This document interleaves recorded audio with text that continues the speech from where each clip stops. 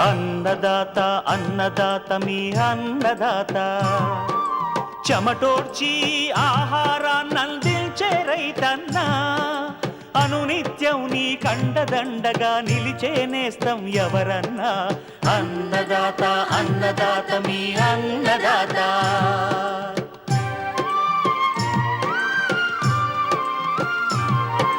నూతన రీతుల సాగుబడికి, నూరింతలు పెరిగే దిగుబడికి సూచనలిచ్చే సస్య రక్షణకు, పశు పోషణకి శాస్త్ర విజ్ఞానం అందించి ముందుకు నడిపే తెలుగు రైతు భారతదేశానికి మకుటం అయ్యేలా తీర్చిదిద్దే ఆశయంతో మిమ్ము మేలు కొలిపేది అన్నదాత. అన్నదాత అన్నదాత మీ అన్నదాత.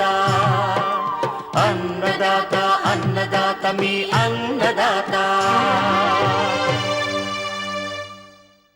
అన్నదాత ప్రేక్షకులకు నమస్కారం. ఈనాటి ముఖ్యాంశాలు: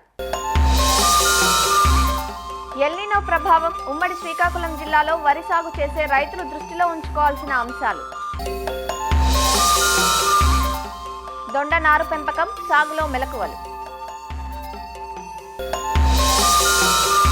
తొలకరికి ముందు పాడి పశువుల ఆరోగ్య సంరక్షణ,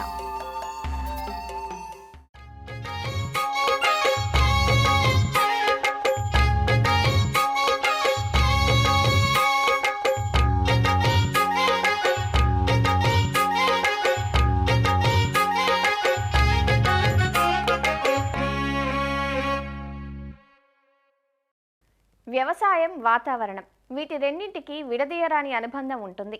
వర్షాధారంగా చేసే మన వ్యవసాయంలో వాతావరణ మార్పులు ప్రముఖ భూమిక పోషిస్తాయి. వాతావరణ ప్రతికూలతలు వ్యవసాయంపై పెను సవాళ్లను విసురుతుంటాయి. ప్రస్తుతం తెలుగు రాష్ట్రాల్లో అధిక ఉష్ణోగ్రతలు నమోదవుతున్నాయి. అక్కడక్కడ అడపాదడపా చిరుజల్లులు కూడా పడుతున్నాయి. రాబోయే రోజుల్లో వాతావరణ మార్పులు తీవ్రంగా ఉంటాయని, అలానే ఎల్నినో ప్రభావం కూడా ఉంటుందని నిపుణులు హెచ్చరిస్తున్నారు. వర్షాభావ పరిస్థితులు, నీటి ఎద్దడి తదితర పరిస్థితులు ఎల్నినో లక్షణాలుగా శాస్త్రవేత్తలు చెబుతున్నారు. ప్రధాన ఆహార పంటైన వరిని ఖరీఫ్ కాలంలో అధిక విస్తీర్ణంలో సాగు చేయడం పరిపాటి. ఇప్పుడున్న పరిస్థితుల్లో వరి సాగు చేయబోయే రైతులు కొన్ని అంశాలను దృష్టిలో పెట్టుకోవాలంటున్నారు శాస్త్రవేత్తలు. ఎల్నినో ప్రభావం ఉన్నప్పుడు వరి రైతులు గమనించుకోవాల్సిన అంశాలను తెలియజేస్తున్నారు ఆచార్య ఎన్జీ రంగా వ్యవసాయ విశ్వవిద్యాలయం, శ్రీకాకుళం జిల్లా నైరా వ్యవసాయ కళాశాల విస్తరణ విభాగం అధ్యాపకులు డాక్టర్ డి చిన్నమనాయుడు. ఖరీఫ్ పంటకాలం 2026 సంవత్సరం మొదలు కాబోతుంది. ఈ వాతావరణ పరిస్థితులు మనకి ఋతుపవనాలు ఎప్పుడు మొదలవుతాయి అనేది నిత్యబద్ధంగా చెప్పలేకపోతున్నాము. అదేవిధంగా పడిన తర్వాత నిరంతరం వర్షాలు పడతాయా లేదో గ్యారంటీగా లేదు. అదేవిధంగా ఈ సంవత్సరం తాలూకా ఫోర్కాస్ట్ కూడా ఈ సూపర్ ఎల్నినో అని చెప్పేసి, అంటే వర్షాభావ పరిస్థితులు ఎక్కువగా ఉంటాయి, వర్షపాతం తక్కువగా ఉంటుంది, వర్షానికి మధ్య కాల వ్యవధి కూడా ఎక్కువ ఉండొచ్చు అని రకరకాలుగా ఫోర్కాస్ట్ ఇవ్వటం అనేది జరుగుతుంది. కాబట్టి రైతులు వాళ్ళు సాధారణమైనటువంటి వ్యవసాయ ప్రణాళిక కాకుండా వాళ్ళకున్నటువంటి సాగు పరిస్థితుల్ని అర్థం చేసుకొని, అదేవిధంగా శాస్త్రవేత్తలు కానీ లేదా ఇండియన్ మెట్రలాజికల్ సంస్థ వాళ్ళు ఇచ్చేటువంటి ఈ వాతావరణ పరిస్థితుల్లో వాళ్ళు ఇచ్చినటువంటి ఫోర్కాస్ట్ని ఆధారంగా చేసుకొని వాళ్ళు ప్రణాళికాబద్ధంగా కనుక రాబోయే ఖరీఫ్లో వెళ్తే వాళ్ళకి ఒకవైపు పంట నష్టం తగ్గించుకోవడం, దిగుబడులు పెంచుకోవడం, సాగు ఖర్చులు తగ్గించుకోవడం, తద్వారా ఏంటంటే నికరాదాయాన్ని కొంతవరకు తీసుకోవడానికి రైతులు ప్రణాళిక చేసుకోవాలి. ఉన్న నేల, వాళ్ళకు ఉన్నటువంటి నీటి వనరులు, సదుపాయాలు, వాతావరణ పరిస్థితులు వీటన్నిటినీ కూడా ఒక సమన్వయంగా ఆలోచిస్తూ వాళ్ళు పంటలు వేయాలి. సాధారణంగా ఏంటంటే ఈ నీటి వస్తున్నటువంటి రేగడి పొలాల్లో ఖరీఫ్ పంటలో ఎక్కువగా మనం వరి పంట సాగు చేయడం అనేది జరుగుతుంది. రేగడి పొలాల్లో మనం వరి మాత్రమే వేయడానికి అవకాశం ఉంటుంది. పంట మార్పిడి చేయడం అంత సులువు కాదు. ఎందుకంటే వర్షపాతం సరిగా ఉండదు అని చెప్పేసి ఏదైనా ఆరుతడి పంటలు కానీ పంట మార్పిడి కానీ చేసి వరి పంటకు బదులుగా వేరే పంట మొక్కజొన్న, జొన్న, కంది వేరే రకాలు వేస్తే మనకు ఒక్కొక్కసారి ఏమవుతుందంటే ఆగస్టు చివరి వారంలోనూ సెప్టెంబర్లో అధిక వర్షాలు పడిపోతుంటాయి ఇక్కడ. కాబట్టి అలాంటి పరిస్థితుల్లో రేగడి పొలాల్లో ఈ ఆరుతడి పంటలు ఏ వేసినా కానీ చాలామంది రైతులు దెబ్బతినడం కూడా జరుగుతుంది. కాబట్టి మనకున్న ఈ అక్టోబర్ వరకు కూడా వరి పంట మాత్రమే వేసేటువంటి పొలాలు ఇవన్నీ కూడా సుమారు 70-75% వరకు. ఏదో కాలువ చివర భూములు, మెట్ట భూములు, ఇసుక గరప నేలలు, అదేవిధంగా కాలువ చివరనున్న ప్రాంతాల్లో మాత్రమే కొంత పంట మార్పిడి చేసుకోవడానికి, వరి పంటకు బదులుగా వేరే పంట వేయడానికి ఆస్కారం ఉంటుంది. కొన్ని ప్రాంతాలు ముంపుకు గురవుతుంటాయి, లోతట్టు ప్రాంతాలు ఉంటాయి. లోతట్టు ప్రాంతాల్లో వరి పంటలో మనం ఏంటంటే రకాల ఎంపికలో జాగ్రత్తలు తీసుకోవాలి. ఇక్కడ ఏంటంటే నవంబర్ చివరి వరకు, డిసెంబర్ వరకు కూడా నీరుంటుంది.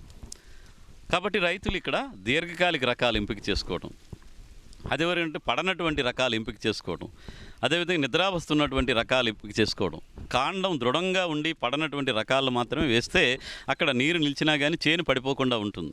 దీర్ఘకాలిక రకాలంటే మనకు ఉన్నటువంటి MTU 1061 ఇంద్ర అంటారు, లేదా MTU 64 అమర అంటాము.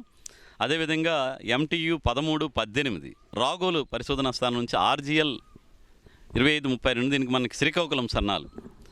ఈ రకాలు అంటే కాల పరిమితి ఎక్కువగా ఉండేటువంటి రకాలని, కాండం దృఢంగా ఉండే రకాలను వేసుకుంటే పంట నష్టం లేకుండా రైతులు సాధారణ దిగుబడులు తీసుకోవడానికి ఆస్కారం ఉంటుంది. కాబట్టి లోతట్టు ప్రాంతంలో వేసే రైతులు రకాల ఎంపికలో ప్రత్యేకంగా జాగ్రత్తలు తీసుకోవాలి. అదేవిధంగా మధ్యస్థ భూములు అంటే కాలువ నీరు వస్తుంది వెళ్ళిపోతుంది, అలాంటి దగ్గర అంతా కూడా మధ్యకాలిక రకాలు వేసుకోవడం. అంటే 135 నుంచి 150 రోజుల కాల పరిమితి ఉన్నటువంటి రకాలను వేసుకుంటే అక్కడ మనకి ఎలాంటి ఇబ్బంది ఉండదు. స్వర్ణ రకాన్ని వేసుకోవచ్చు, అది కూడా మనకి 140 నుంచి 145 రోజుల్లో కోతకు వస్తుంది.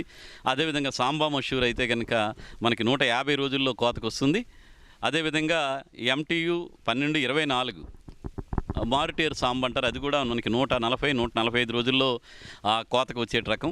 ఇలాంటి మధ్యస్థ కాలపరిమితి రకాలు వేసుకుంటే రబీలో మనం మొక్కజొన్న వేసుకోవడానికి అనుకూలంగా ఉంటుంది, వేరుశనగ వేసుకోవడానికి అనుకూలంగా ఉంటుంది.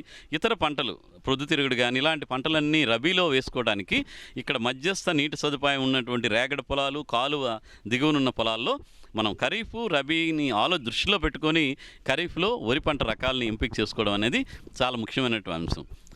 అదేవిధంగా ఇంకొకటి రేగడి పొలాలు, కాలువ చివర భూములు ఉంటాయి. ఈ స్వల్పకాలిక రకాలు ఏమైనా వేసుకోవాలి. అక్కడ నారు వేసుకోవచ్చు, లేదంటే వెదజల్లుడు పద్ధతిలో కూడా వేసుకోవచ్చు. అక్కడ ఏంటంటే మనకి ఈ తెలంగాణ సోన అంటాము, లేకపోతే ఈ 11-21 లాంటి రకము కానీ, లేదంటే తరంగని MTU 11-56 కానీ, అదేవిధంగా MTU 11-54 చంద్రాని రకము కానీ, అదేవిధంగా శ్రీధృతి కూడా కొంతవరకు రేగడి పొలాలు కొంచెం నీరు అందుతుంది అనుకుంటే శ్రీధృతి, ఇవన్నీ కూడా 120-125 రోజుల్లో మనకి వస్తాయి. కాబట్టి ఈ రకాల ఎంపికలో రైతులు జాగ్రత్తలు తీసుకోవాల్సినటువంటి అవసరం ఉంటుంది. ఈ మధ్యస్థ కాలపరిమితి రకాలు ఎక్కడైతే వేస్తారో నీరు మీకు అందుబాటులో ఉంటుందో అక్కడ మిషన్ ట్రాన్స్ప్లాంటింగ్ అంటే మిషన్ ద్వారా వేసేటువంటి పద్ధతులు కూడా ఇప్పుడు అందుబాటులో ఉన్నాయి. అదేవిధంగా డ్రమ్ సీడర్ పద్ధతిలో మీరు సాగు చేసుకోవడానికి ప్రయత్నం చేయొచ్చు. ఈ సంవత్సరం మనకి ఎలినినో ప్రభావం వల్ల వర్షాలు సక్రమంగా పడకపోవచ్చు. కాబట్టి నారు పెంచి నాట్లు వేయాలంటే ఒకసారి నారు ముదిరిపోయేటువంటి పరిస్థితి ఉంటుంది. కాబట్టి ఇలాంటి వాతావరణ మనకు శాఖ వారు ఇచ్చిన సలహాలు దృష్టిలో పెట్టుకొని డ్రమ్ సీడర్ పద్ధతి అంటే దమ్ము చేసి వెదజల్లే పద్ధతి, డ్రమ్ సీడర్ పద్ధతి కానీ దమ్ము వెదసాగు కానీ మనం రైతులు ఆలోచించాలి. కాకపోతే ముంపు కాని పొలాలు మాత్రమే డ్రమ్ సీడర్ పద్ధతి కానీ, మిషన్ ట్రాన్స్ప్లాంటింగ్ కానీ, లేదంటే దమ్ము వెదజల్లుడు పద్ధతి కానీ వాళ్ళు ప్రణాళికబద్ధంగా చేసుకోవచ్చు.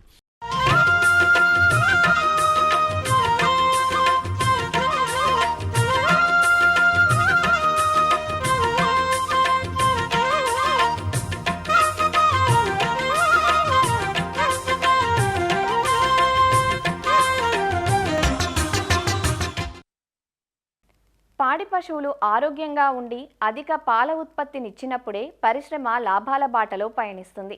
ఉష్ణోగ్రతలు అధికంగా నమోదవుతున్న ప్రస్తుత పరిస్థితుల్లో కొట్టాల్లో తగిన యాజమాన్య చర్యలు చేపడుతూ వాటికి అందించే మేతల విషయంలో ప్రత్యేక జాగ్రత్తలు తీసుకోవాలి. అలాగే ఎండలు తగ్గి తొలకరి మొదలైనప్పుడు కూడా పశువుల్లో వ్యాధులు ప్రబలే అవకాశం ఉంది. ముఖ్యంగా జబ్బవాపు, గురక, గాలికుంటు వ్యాధులు సోకి పాల ఉత్పత్తి కుంటుపడుతుంది. అసలు పశువు ఆరోగ్యంగా ఉందా లేక అనారోగ్యంతో బాధపడుతుందా అన్న విషయాన్ని పోషకులు గుర్తించడం ఎలా?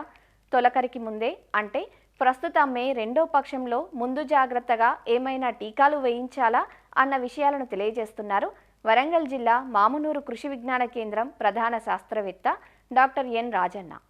ఇంకో 15-20 రోజుల్లో అయితే మనకు తొలకరి మొదలవుతుంది. కాబట్టి ఈ తొలకరి మొదలైనప్పుడు పశువుల్లో కొన్ని ముఖ్యమైనటువంటి రోగాలు రావడానికి ఆస్కారం ఉంది. జబ్బవ్యాపు వ్యాధిని చూసుకుంటే ఇవి తెల్లజాతి పశువులైనటువంటి ఆవు సంతతికి చెందినటువంటి పశువుల్లో ఎక్కువగా సోకుతుంది. పశువులు ఈ క్రిములు నిల్వ ఉన్నటువంటి నీళ్లను తాగడం లేదా మేతను తినడం మూలంగా ఎక్కువగా వస్తుంది. ఈ లక్షణాలు చూసుకున్నట్లయితే ముఖ్యంగా వ్యాధి సోకిన తర్వాత ఉష్ణోగ్రత అధికంగా ఉంటుంది. సుమారుగా 106 డిగ్రీల నుంచి 107 డిగ్రీల ఫారెన్హీట్ ఉంటుంది. జబ్బ కానివ్వండి, తొడలు కానివ్వండి, కండరాలు వాపు కలిగి ఉంటాయి. అదేవిధంగా కుంటుతూ ఉంటాయి. ఈ లక్షణాలు ఎక్కువగా తెల్లజాతి పశువుల్లో వర్షాకాలంలో గమనించినప్పుడు దీన్ని జబ్బవాపు అనేటువంటి వ్యాధిగా రైతులు గుర్తించాలి. ముఖ్యంగా ఈ లక్షణాలు గుర్తించిన వెంటనే రైతు సోదరులు దగ్గరలో ఉన్నటువంటి పశువైద్యుని సంప్రదించాలి. లేదు అని అనుకుంటే పెన్సిలిన్ అనేటువంటి మందును 1,00,000 ఇంటర్నేషనల్ యూనిట్లు ప్రతి కిలో బరువుకి ఇవ్వాల్సి ఉంటుంది. అదేవిధంగా పారాసిటమాల్ అనేటువంటి మందును కూడా శరీర బరువుకు తగిన మోతాదులో ఇవ్వాల్సి ఉంటుంది. ఇక ఈ వ్యాధి రాకుండానే మనం ఈ మే మాసంలో టీకాలు ఇప్పించుకోవాల్సి ఉంటుంది. దీనికి ముఖ్యంగా జబ్బవాపు బ్లాక్ క్వార్టర్ అనేటువంటి టీకా, ఈ టీకా పశువులన్నిటికీ పెద్ద పశువుకి అయితే 5 మిల్లీలీటర్లు మెడ భాగంలో చర్మం కింద ఇవ్వాలి. అదేవిధంగా మరీ చిన్న శరీర బరువు తక్కువ ఉన్నటువంటి పశువులకి 2 నుంచి 3 మిల్లీలీటర్లు ఈ మెడ దగ్గర చర్మం కింద ఇవ్వాల్సి ఉంటుంది. ఎక్కడైతే ఎక్కువగా జబ్బవాపు సోకుతుందో ఆ ప్రాంతాల్లో సంవత్సరానికి 2 సార్లు ఈ టీకా మందుని ఇప్పించుకున్నట్లయితే జబ్బవాపు నుంచి మనం పశువుల్ని కాపాడుకోవచ్చు. రెండవది అత్యంత ముఖ్యమైనటువంటిది ఈ గురక జబ్బు లేదా గొంతు వేప వ్యాధి అని అంటూ ఉంటాం. ఇది ఎక్కువగా నల్లజాతి పశువులు అంటే గేదెల్లో ఎక్కువగా సంక్రమిస్తూ ఉంటుంది. ఇది కూడా బ్యాక్టీరియా మూలంగానే కలుగుతుంది. ఇది ఈ వర్షాలు పడిన తర్వాత నీరు నిల్వ ఉన్న ప్రదేశాల్లో ఈ బ్యాక్టీరియా వృద్ధి చెందడానికి ఆస్కారం ఉంటుంది. అలాంటి నీటిని పశువులు అనుకోకుండా తాగినప్పుడు ఈ గురక జబ్బు రావడానికి ఆస్కారం ఉంటుంది. ఇక వ్యాధి లక్షణాలను గమనించినట్లయితే శరీర ఉష్ణోగ్రత అనేటువంటిది 106 నుంచి 107 డిగ్రీల ఫారెన్హీట్ వరకు ఉంటుంది. పశువులు మేత మేయవు మరియు గొంతు కింద వాపు కనబడుతుంది. ఇది శ్వాస తీసుకోవడంలో ఇబ్బంది కలుగజేస్తుంది. ఈ శ్వాస తీసుకున్నప్పుడు ఎక్కువగా వాపు వచ్చినప్పుడు గురక శబ్దం వస్తుంది. మరియు అదేవిధంగా వ్యాధి తీవ్రత ఎక్కువైనప్పుడు పశువులు శ్వాస తీసుకునే ఇబ్బంది కలిగినప్పుడు నాలుక బయటకు తీసి చొంగగారడం కూడా జరుగుతూ ఉంటుంది. ఈ లక్షణాలు గమనించిన వెంటనే మనము వ్యాధి నివారణకు పశువుల డాక్టర్ దగ్గరికి వెళ్ళాల్సి ఉంటుంది. వారు సల్ఫాడిమిడిన్ అనేటువంటి మందును 33% మందును వాటి శరీర బరువునకు తగిన మోతాదులో ఇవ్వడం జరుగుతుంది. ఇక మనము ఈ వ్యాధి నిరోధక టీకాలని ఈ మే మాసంలోనే ఇవ్వాల్సి ఉంటుంది.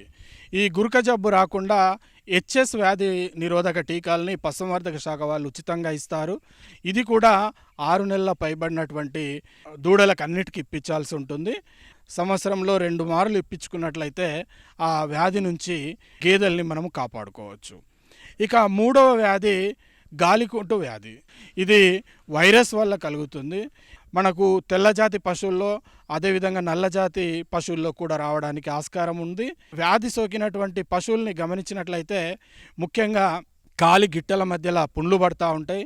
అదేవిధంగా నాలుక పైన కూడా చిన్న చిన్న పుండ్లు పడి పశువులకు తినడానికి అనుకూలంగా ఉండదు.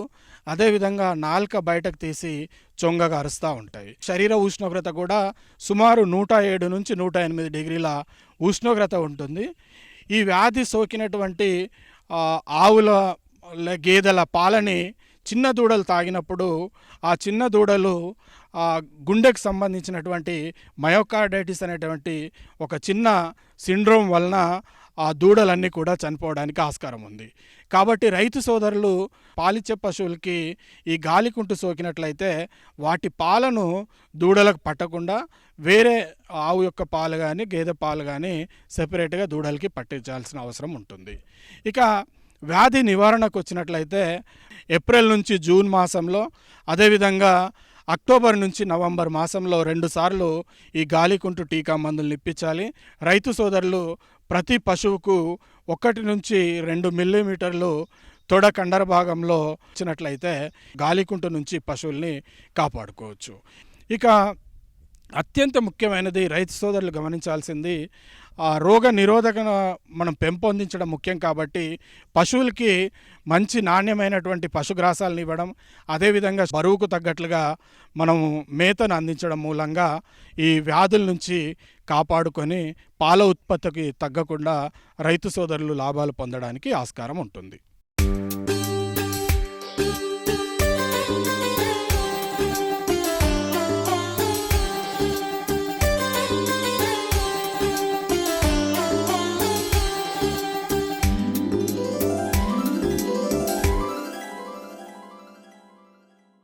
కూరగాయ పంటల్లో ఎక్కువ కాలం పాటు దిగుబడినిచ్చే తీగజాతి పంట దొండ.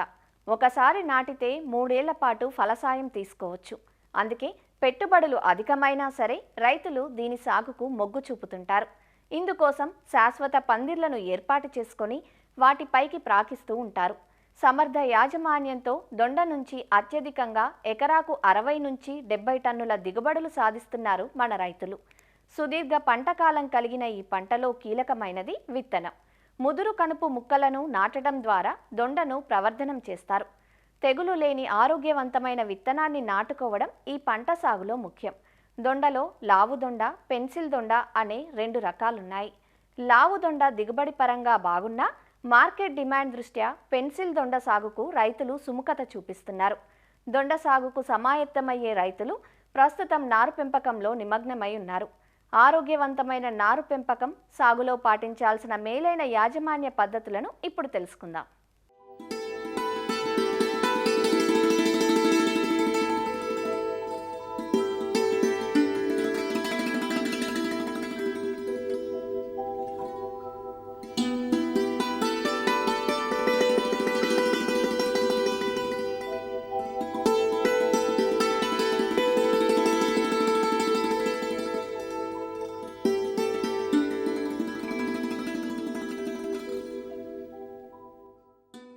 దొండ ఒక బహువార్షిక తీగజాతి మొక్క.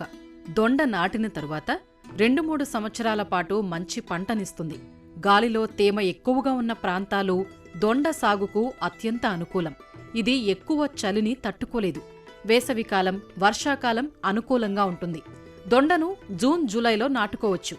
చలి తక్కువగా ఉండే కోస్తాంధ్ర ప్రాంతాల్లో సంవత్సరమంతా నాటుకోవచ్చు. దొండ సాగుకు మురుగునీరు నిల్వని నేలలు, సారవంతమైన గరప నేలలు, ఒండ్రు నేలలు అనువుగా ఉంటాయి. దొండలో 2 ముఖ్యమైన రకాలున్నాయి.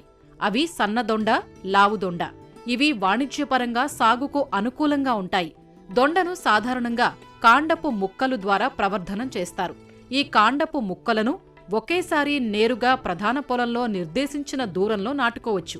లేదా పాలిథీన్ సంచిలో ఉంచి నారుమడిని పెంచి కూడా నాటుకోవచ్చు.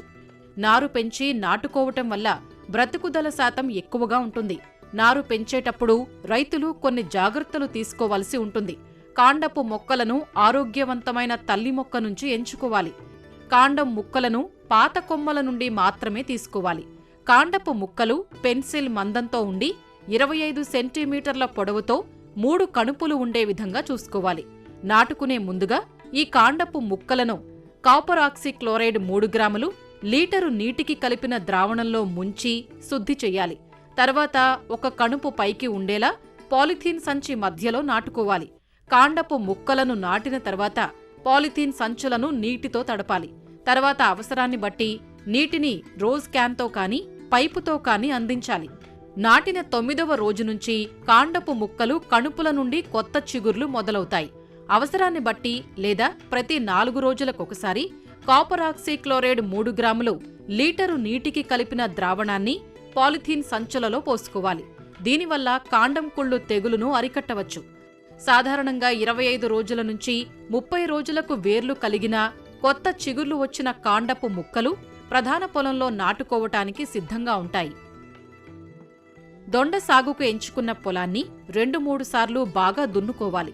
ఎటు చూసినా 2 మీటర్ల దూరంలో గుంతలను త్రవ్వుకోవాలి. 3 కిలోల సేంద్రియ ఎరువు, 250 గ్రాముల వేపపిండిని మట్టితో కలిపి గుంతను నింపుకోవాలి. పాలిథీన్ సంచిని తీసి దొండ కాండపు ముక్కలను గుంత మధ్యలో నాటుకోవాలి. ఎకరాకు 1400 నుంచి 2000 కాండపు ముక్కలు సరిపోతాయి. దొండ సాగులో నీటి యాజమాన్యం అత్యంత ప్రధానమైనది. కాండపు ముక్కలు పెట్టే ముందు గుంతలను బాగా తడపాలి. అంతేకాదు, మొక్క మొదళ్లలో నీరు నిల్వ ఉండకుండా చూసుకోవాలి. అవసరాన్ని బట్టి 7-10 రోజులకొకసారి నీటి తడిని అందించాలి. వర్షాలు అడపాదడపా కురుస్తుంటే నీరు పెట్టవలసిన అవసరం లేదు. పూత సమయంలో, పిందె కట్టే సమయంలో, కాయ పెరుగుతున్న సమయంలో నీటి ఎద్దడి లేకుండా చూసుకోవాలి. లేకపోతే దిగుబడులు తగ్గే ఆస్కారం ఉంది.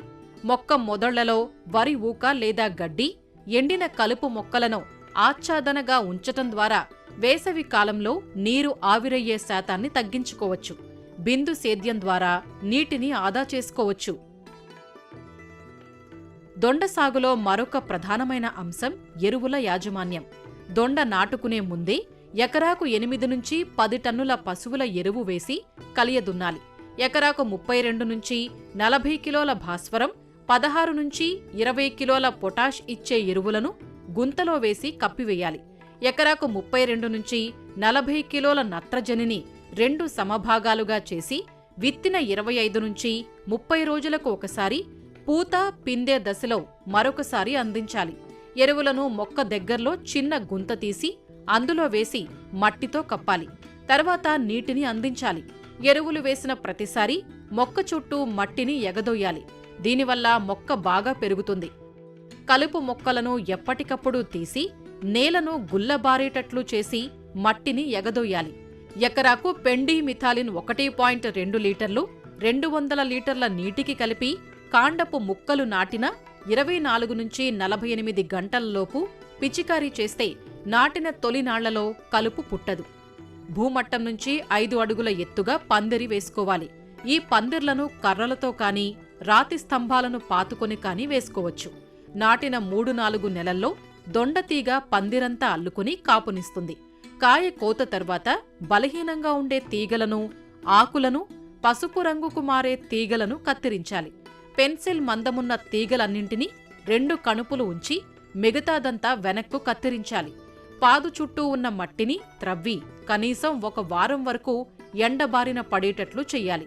తరువాత సిఫారసు చేసిన ఎరువులను వేసి మొదళ్లకు మట్టిని ఎగదోసి నీటిని అందించాలి. వరుసల మధ్య ఉన్న ఖాళీ స్థలంలో బొబ్బర్లు, తోటకూర లాంటివి వేసుకుని అదనపు ఆదాయాన్ని పొందే వీలుంది. దొండ సాగులో ప్రధాన సమస్య పాము పొడ పురుగులు. లీఫ్ మైనర్ అంటారు ఈ పురుగులను. వీటి గొంగళి పురుగులు చాలా సన్నగా ఉండి ఆకు పొరల్లో చొచ్చుకుపోయి పత్రహరితాన్ని తింటూ తెల్లని చారలను ఏర్పరుచుకుంటాయి. పాము పొడ పురుగుల నివారణకు పెరుగుదల దశ నుంచి పూత వచ్చే వరకు 5% వేపగింజల కషాయాన్ని 15 రోజుల వ్యవధిలో పిచికారీ చెయ్యాలి. పురుగులను గమనించిన వెంటనే లీటరు నీటికి 2 మిల్లీలీటర్ల ప్రొఫెనోఫాస్ పిచికారీ చేస్తే నష్టాన్ని అరికట్టవచ్చు. దొండలో మరొక ప్రధాన సమస్య రసం పీల్చు పురుగులు. ముఖ్యంగా తామర పురుగులు, పేనుబంక, తెల్లదోమ ఆకుల అడుగు భాగాన చేరి రసాన్ని పీల్చటం వల్ల ఆకులు పెళుసుగా మారి గిడసబారిపోతాయి. వీటి నివారణకు వేప నూనె 5 మిల్లీలీటర్లు లీటరు నీటికి కలిపి ప్రారంభ దశలో పిచికారీ చేయాలి. పసుపు మరియు నీలం రంగు జిగురు అట్టలను ఎకరాకు 20 చొప్పున ఏర్పాటు చేసుకుంటే రసం పీల్చు పురుగులు వీటికి అంటుకుని చనిపోతాయి. చివరి అస్త్రంగా మాత్రమే రసాయనాలను పిచికారీ చెయ్యాలి. డైమిథోయేట్ 2 మిల్లీలీటర్లు లేదా ఫిప్రోనిల్ 2 మిల్లీలీటర్లు లేదా ఇమిడాక్లోప్రిడ్ 0.3 మిల్లీలీటర్లు లీటరు నీటికి కలిపి పిచికారీ చెయ్యాలి. దొండకాయలు లేతగా ఉన్నప్పుడే కోతలు చెయ్యాలి. కాయకోత ఆలస్యమైతే కాయలు పండుబారి మార్కెట్ చేయటానికి పనికిరావు. సంవత్సరానికి ఎకరాకు 60 టన్నులకు పైగా దిగుబడులు పొందే వీలుంది.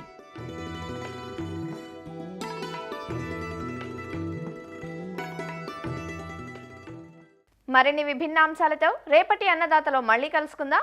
నమస్కారం. అన్నదాతలు తమ సందేహాలు, సమస్యలను 1-800-425-4085 టోల్ ఫ్రీ నంబర్లో ఉదయం 10 నుంచి 11 గంటల మధ్య పని దినాలలో సంప్రదించగలరు. ఈ కార్యక్రమాన్ని యూట్యూబ్లో www.youtube.com/annadata ETV లింక్ ద్వారా వీక్షించవచ్చు.